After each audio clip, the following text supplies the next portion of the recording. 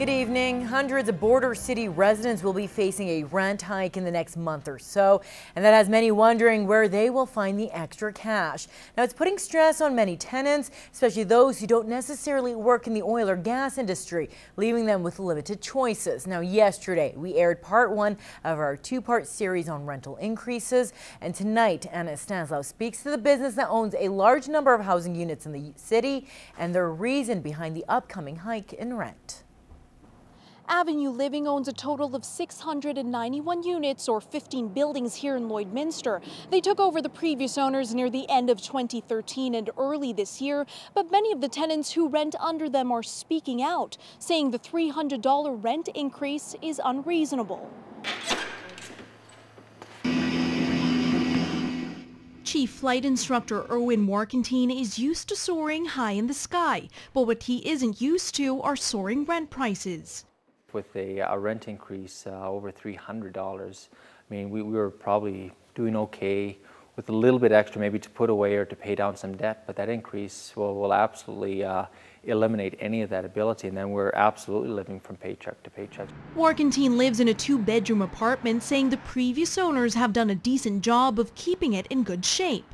He called Avenue Living to inquire about the hike. They told him it wasn't a rent increase, but a market correction. They were starting to list off all the benefits that they were going to bring to me. Unfortunately for them, I already had that. They promised me 24-hour maintenance service, emergency service, but I already had that. When we reached out to Avenue Living, who are based out of Calgary, they declined a phone interview but released a statement saying, quote, "A market adjustment was communicated to our tenants on April 7th. The increase that was shared will help our tenants appreciate safe living communities, well-maintained and landscaped properties, and allow us to deliver a level of customer service that our tenants deserve." They went on to say as work is being done on or around their properties, their tenants will understand what updates are being done to enhance their living community. This tenant, who asked to stay anonymous, hopes to see Avenue Living follow through with their statement.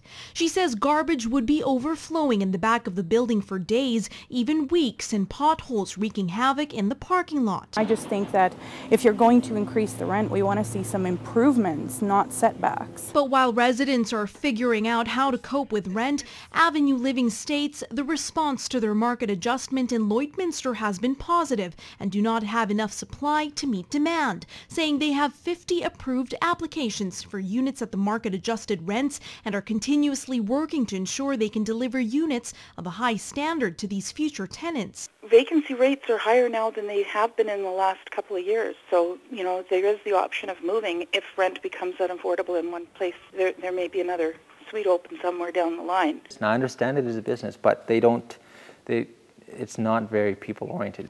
Now, Avenue Living says if any tenants have any concerns or questions to call the management company or their landlords. But as of now, residents have no choice but to either pay the rent increase or move out. Anna Stanislaw, Newcap News. Well, as we first told you yesterday on Newcap News, stunning new statistics from the Canadian Cancer Society on the rising cases of melanoma.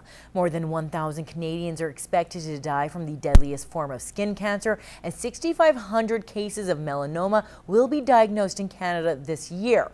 But as Anna Stanislaw explains, prevention is key to lowering those statistics. If you've used a tanning bed before the age of 35, you increase your risk for developing melanoma as an adult by 35%. And what's more concerning is Alberta and Saskatchewan are the only two provinces with no regulations for youth on use of tanning equipment.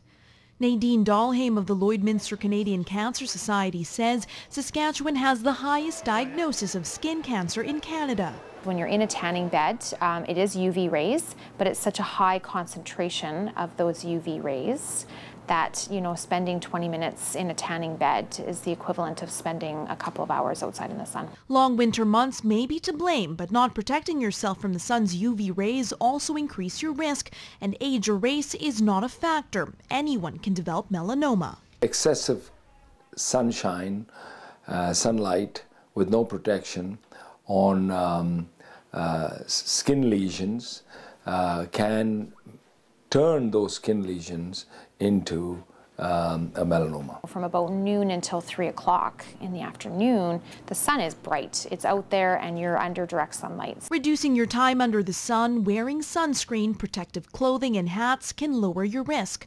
But Dr. Saeed says to watch out for signs like new skin markings, including moles, blemishes and bumps. When you see a darkening, an increased pigmentation or darkening of a mole or a freckle, and then you see it getting little rough edges, and then it increases in size, and especially in parts of the body where they cannot see them or visualize them, should have a photograph taken of them, say even once every 3 to 6 months, so that they can assess. Dahlheim believes these rising cases may also come from a lack of awareness. I think as people become more aware and start to look down and maybe see a mole or something that is suspicious looking and go, oh, I'm going to go to my doctor, that we will actually see some of these numbers decrease. For more information, you can visit cancer.ca. Anna Stanislaw, Newcap News.